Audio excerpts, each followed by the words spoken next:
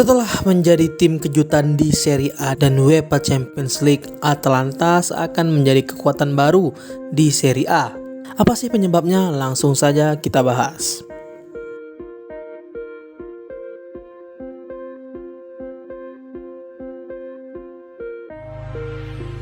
Jangan lupa subscribe, karena jadi subscriber 1 Minute Football itu keren. Atalanta seakan tak berhenti memberikan kejutan demi kejutan. Setelah finish di posisi ketiga klasemen Serie A musim lalu dan sekarang masuk tim papan atas Liga Italia, Atalanta sukses mengganggu dominasi Real Madrid di UEFA Champions League. Momentum ini menjadi tonggak sejarah bagi Atalanta. Untuk pertama kalinya, Atalanta siap menjadi kekuatan baru di Liga Italia.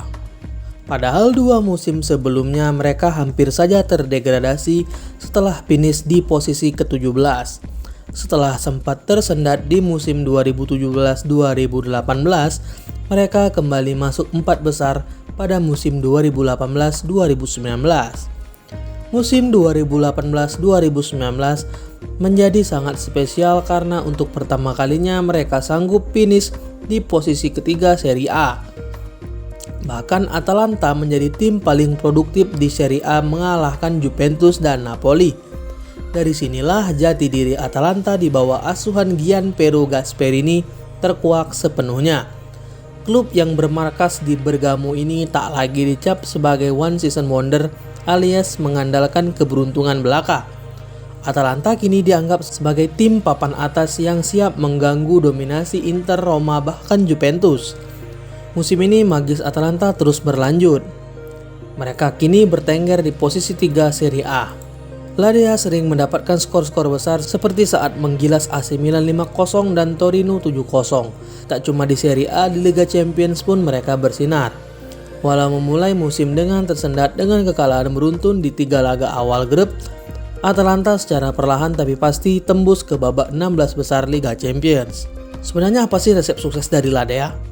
Atalanta yang selama ini dikenal sebagai tim biasa-biasa saja di Serie A, bahkan mereka sering pula terjun ke kompetisi Serie B, Atalanta kalah bersinar dibanding dengan The Magnificent Seven yang sempat merajai Serie A. Lolosnya mereka ke Liga Champions menjadi prestasi terbaik dalam 2 dasawarsa terakhir. Padahal Atalanta memiliki reputasi bagus sebagai penghasil pemain-pemain bintang Serie A dan Eropa. Tak mengherankan memang karena akademi mereka sempat ada di peringkat 6 terbaik di Eropa di bawah Real Madrid dan Barcelona. Kehebatan akademi mereka menghasilkan pemain-pemain bintang jadi kunci sukses awal yang melandasi kebangkitan Atalanta dalam 4 musim terakhir.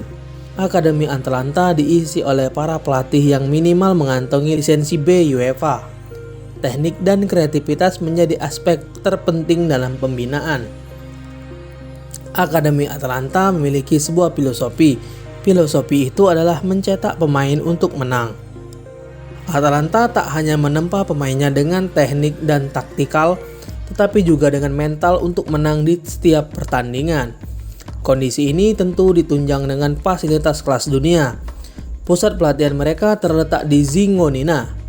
Pusat pelatihan yang bernama Centro Sportivo Bertolotti ini memiliki total area seluas 8,5 hektar dengan fasilitas yang sangat lengkap dan mutakhir. Hasilnya tak main-main. Dalam 1 dekade ini saja Atalanta berhasil menghasilkan belasan pemain-pemain bintang Italia yang bermain untuk tim senior ataupun tim lain di Eropa. Pemain-pemain itu diantaranya adalah Giacomo Bonaventura, Frank Kessie, Andrea Conti, Davide Zappacosta, Simone Zaza, Daniele Baselli, Mattia Caldara, Roberto Gagliardini, dan Alberto Grassi. Semua pemain-pemain ini pernah berkontribusi untuk Atalanta. Andrea Conti, Frank Kessie, dan Mattia Caldara misalnya. 3 pemain ini pernah menjadi tulang punggung yang membawa Atalanta finish di posisi 4 besar pada musim 2016-2017. Sebagai klub dengan pembinaan kelas dunia, sudah menjadi resiko bagi mereka kehilangan bintang-bintang muda. Namun dalam 4 tahun terakhir ini Atalanta tak kehabisan cara untuk menjaga agar skuadnya tetap kompetitif. Kebiasaan mereka dalam mencari bakat-bakat muda di pelosok-pelosok Lombardia membuat Atalanta selalu bisa mendapatkan pemain hebat dengan harga yang murah. Dupan Zapata misalnya, Atalanta mendapatkan bomber Kolombia ini dengan harga 12 juta euro pada paruh bursa transfer Januari lalu.